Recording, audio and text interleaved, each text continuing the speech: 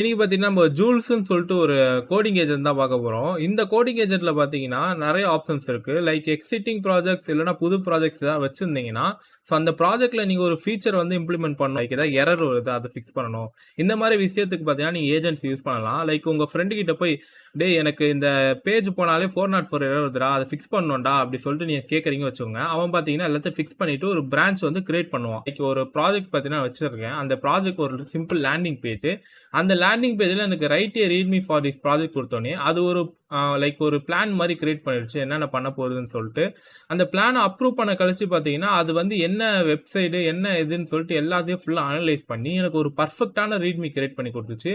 அந்த read me பார்த்தீங்கன்னா, செம்ம டீட்டெயிலா இருந்துச்சு. நீங்க அந்த ரீட் மீ காட்டுறேன் பாருங்க உங்களுக்கு. எல்லாமே பார்த்தீங்கன்னா, கிளியரா பார்த்தீங்கன்னா, குடுத்துடுச்சு. ஸோ இது ரீட் மீக்கு மட்டும் கிடையாது. ஸோ நெறைய இதுக்கு ஃபீச்சர்ஸ் நீங்க யூஸ் பண்ணலாம்.